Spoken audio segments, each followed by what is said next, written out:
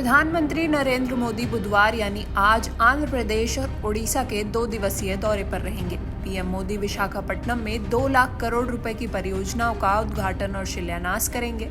प्रधानमंत्री कार्यालय पीएमओ ने एक बयान में कहा कि ये परियोजनाएं सतत विकास, औद्योगिक विकास और बुनियादी ढांचे में वृद्धि के लिए सरकार के बड़े जोर का हिस्सा है। मोदी ने एक्स पर एक पोस्ट में कहा कि हरित ऊर्जा, नवीकरणीय ऊर्जा, बुनियादी ढांचे और अन्य क्षेत्रों से जुड़े प्रमुख कार्यों का उद्घाटन करने के लिए मैं विशाखापट्टनम के लोगों के बीच आने के लिए उत्सुक हूँ। यह बहुत खुशी की बात है कि NTPC green energy limited green hydrogen hub project की आधारशिला रखी जाएगी।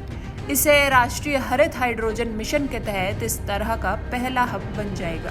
पीएमओ ने कहा कि हरित ऊर्जा और सतत भविष्य के प्रति अपनी प्रतिबद्धता की दिशा में एक और महत्वपूर्ण कदम के तहत प्रधानमंत्री आंध्र प्रदेश में विशाखापट्टनम के पास पुदिमदका में अत्याधुनिक एनटीपीसी ग्रीन एनर्जी लिमिटेड की ग्रीन हाइड्रोजन हब परियोजनाओं की आधारशिला रखेंगे, जो राष्ट्रीय हरित हाइड्रोजन मिशन के तहत पहला ग्रीन हाइड्रोजन हब है।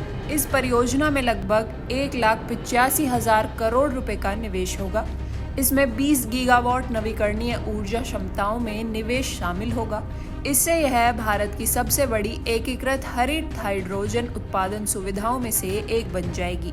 इसमें 1500 टीपीडी हरित हाइड्रोजन और 7,500 टीपीडी हरित हाइड्रोजन उप उत्पाद का उत्पादन करने की क्षमता होगी। उप उत्पादों में हरित मैथनॉल, हरित यूरिया और सतत विमानन ईंधन शामिल है। इनका मुख्य लक्ष्य निर्यात बाजार होगा। ये परियोजना 2030 तक भारत के गैर जीवाश्म ऊर्जा क्षमता के 500 गीगावाट के लक्ष्य को प्राप्त करने में महत्वपूर्ण योगदान देगी। प्रधानमंत्री आंध्र प्रदेश में 19,500 करोड़ रुपए से अधिक की लागत वाली अलग अलग रेलवे और सड़क परियोजनाओं का लोकार्पण, शिलान्यास और उद्घाटन करेंगे। इसमें अन्य परियोजनाओं के साथ साथ विशाखापट्टनम में दक्षिण तट रेलवे मुख्यालय की आधारशिला रखना शामिल है।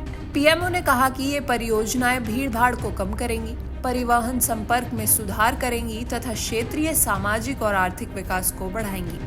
बयान में कहा गया कि सुलभ और किफायती स्वास्थ्य सेवा के अपने विजन को आगे बढ़ाते हुए प्रधानमंत्री अनकापल्ली जिले के नक्कापल्ली में बल्क ड्रग पार्क की नींव रखेंगे। पीएमओ ने कहा कि बल्क ड्रग पार्क हजारों नौकरियों का सृजन करेगा और विशाखापट्टनम चेन्नई औद्योगिक गलियारे और विशाखापट्टनम काकीनाडा पेट्रोलियम, रासायनिक और पेट्रोकेमिकल निवेश क्षेत्र के निकट होने के कारण आर्थिक विकास को गति देने में मदद करेगा।